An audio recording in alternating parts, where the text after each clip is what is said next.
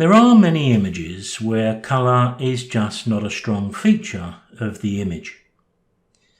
With raw images, an image already devoid of much colour can look far worse as a thumbnail sitting among many other thumbnails.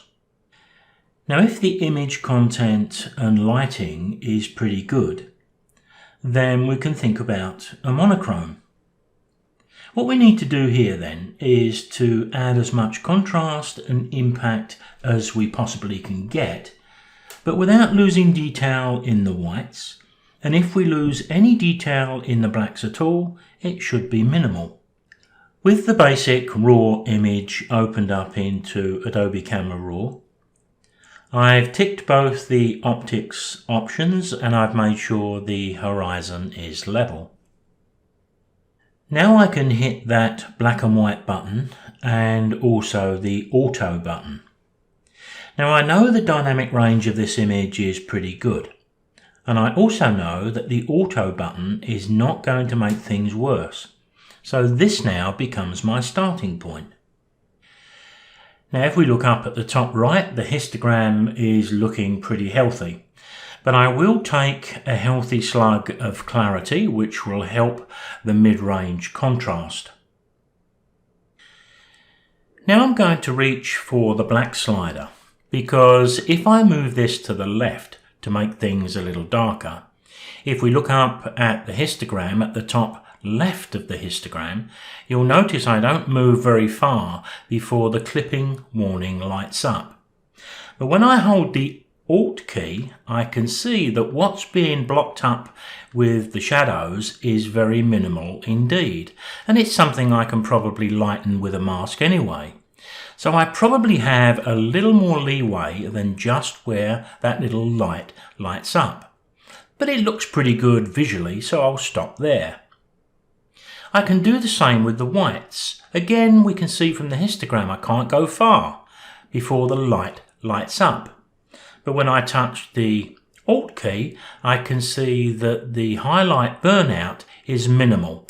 So I can drop back just a little bit, but I do know now that I've squeezed as much contrast into this as I'm likely to be able to do. So where do we go from here? Well, the sky. The sky needs more impact. Now you would think I would go to my mask options and select the sky. But no, I'm going to select a linear gradient mask because I want to have a soft edge. So I'm going to click and drag. So I want the edge of the mask to come over the horizon nicely like that. I'm going to drop the highlights. I'm going to drop the exposure down. I'm going to drop the blacks to the left, the whites to the right to give a bit of sparkle. I'll even take a look at clarity, and we can even take a look at a little bit of dehaze to add some impact in the sky. The problem is I still have a weakness right at the top. So what I'm going to do is to create another gradient. Then I use the shortcut key of G. Click and drag, and now I can just darken the top so it's nicely balanced. Same sort of thing with the blacks and the whites, but I do want that top held in nicely. Now we can quite clearly see that the left and right side has a similar weakness. So all I'm going to do here is apply exactly the same type of gradient mask to the left of my image and the right. So touching the G key, I can click and drag. Now you can see the gradient is going to encroach on the dark areas.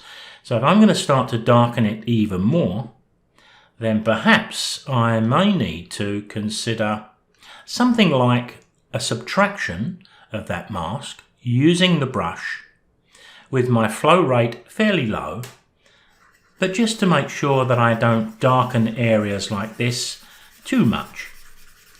This really is a system where we can have our cake and eat it too. I hope you understand that little saying from my past. Now, at any time I can go back to the shading that I've just done there, because if I reselect the mask, if I feel it needs a bit more impact, I can give it, and then I can do exactly the same on the right-hand side. But one thing I would do to finish this is to touch the J key. The J key sets up the radial mask, and I'm going to double click into the picture. You can see the center is selected. I'm going to touch the X key to invert that because I want to just put a little bit more darkening of the corners and the edges.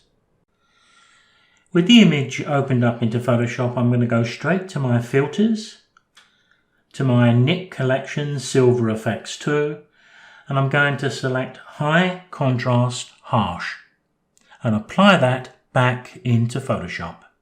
In just over 5 minutes, but less than 6, we have a sparkling monochrome with impact and appeal. I'll see you next time.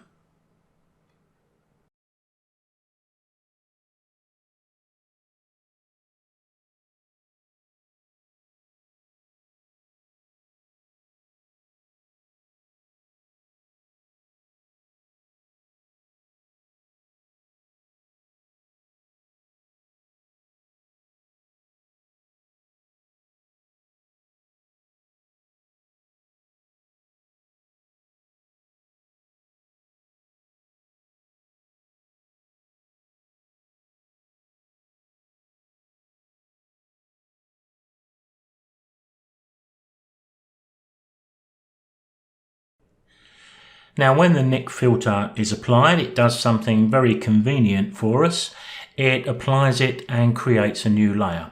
So not only can we look at the before and after, but if we felt the filter effect we'd applied here was a little bit too harsh, then we do have the opportunity of blending those two layers using the opacity here.